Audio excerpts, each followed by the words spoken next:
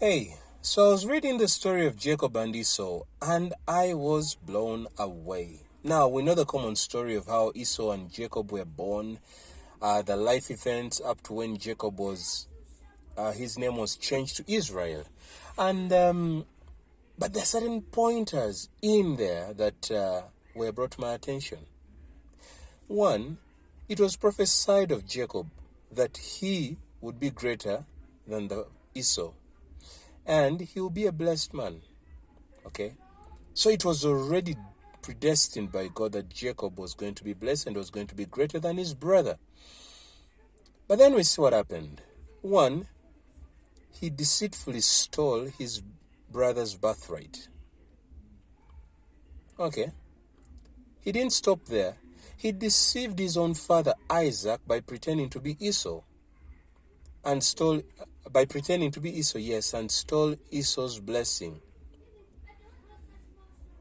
More perplexing is that his mother Rebecca was in on the plan. Now, this caused a bit of a rift in the relationship between Jacob and Esau when Esau realized that Jacob stole his birthright and stole his blessing in a trickery way. But then what happens? The mother suggests to Jacob to run away, and Jacob ran away.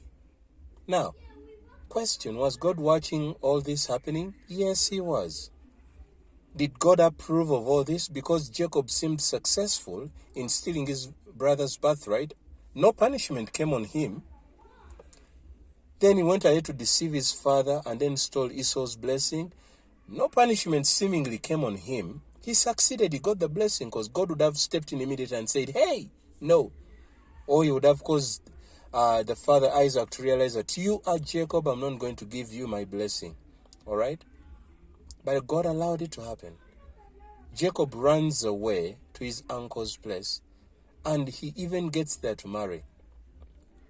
It seemed like God was silent about it. Now, something caught my attention there. Sometimes we do things our own way. Jacob was predestined to be a blessed man and a greater man than Esau. But he ended up doing things his way, out of probably jealousy, out of envy, out of fear. We don't know exactly. But he had his own way at trying to win a blessing. He snatched Esau's blessing. He did it his way. And God watched. And God seemed silent. But now this is what happens. When Jacob goes to Laban's place, just as Jacob deceived his brother and deceived his father, his uncle Laban deceived him. First of all, he made him think that he was going to marry Leah. Actually, he made him think that he was going to marry Rachel, but instead he gave him Leah. He wakes up in the morning, he realizes he has a wrong woman for a wife. He had to work another 7 years to marry the right woman. And then it goes on. When he was herding the flock of his uncle, again, Uncle Laban deceived him. So what did I pick from here? What Jacob did to Esau and his father Isaac was done unto him. Again, ask the question, did God see Jacob steal his brother's birthright? Yes. Did God see Jacob deceive his father Isaac and stealing Esau's blessing? Yes. Did God see Rebecca playing or being part of the plan or the scheme of stealing the blessing? Yes. Did God punish Rebecca and Jacob there and then? No. But God was seeing everything. So it's very easy to think that he got away with it, but it caught up with him when he stayed with Laban. God still blessed him in a way, but he suffered more. He did the work double, to the point that Jacob realized he had a curse on his life. And he said, enough is enough. He needed his life to be changed. Now we know how the story went after that. But what is the point I'm driving home here? God may have promised you certain things. He may have promised that you're going to be successful. He may have promised that you're going to be wealthy. He may have promised that you're going to be prosperous.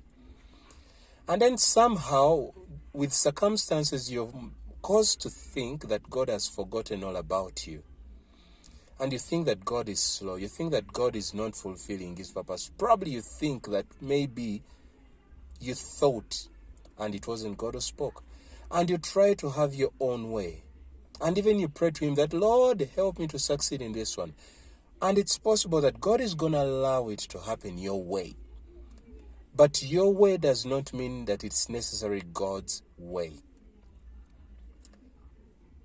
But also the other thing I got to realize that much as God may allow you to have it your way for a while, it will catch up with you. If you do it the wrong way, if you do it your way, definitely life is going to have its way on you. The best thing is to be patient and allow God to do it his way. God revealed to Joseph in the dreams that he was going to be a leader and he was going to save his brothers. But it didn't happen in Joseph's way. Joseph tried to tell his brothers, oh, this and that and the other, and it brought him trouble. But I see that Joseph went through circumstances, and at the end of the day, it happened God's way, and it was glorious. Jacob went through a lot of trouble.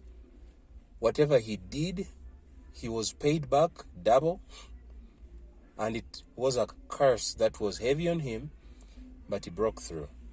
Eventually, when he came to the realization that, oh my, I did this thing my way, it's trouble. I cannot go on with this weight. I gotta have something change here.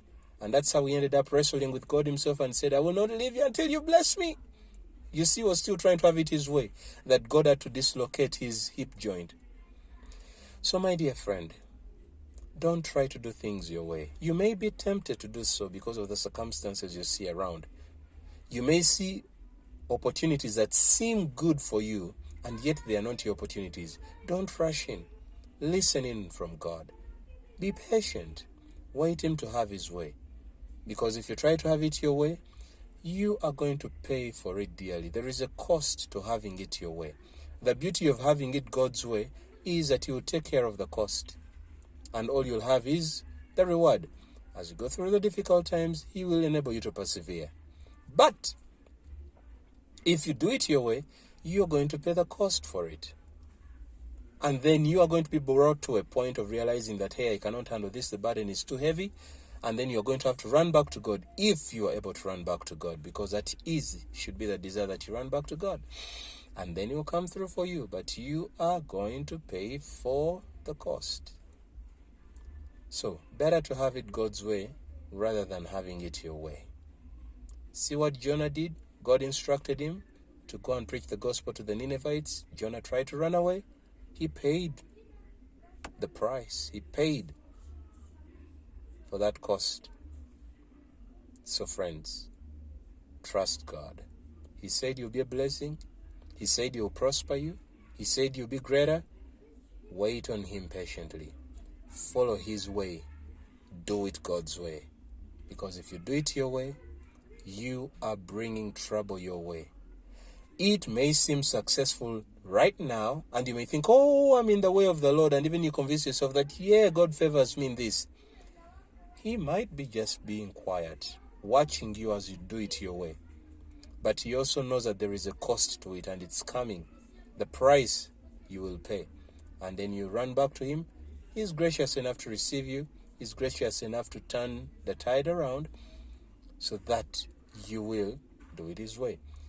So, do it God's way. Don't try to do it your way. Okay, that is the end of it. I don't want to say so much about it, but I hope you've got the point. All right, bye-bye.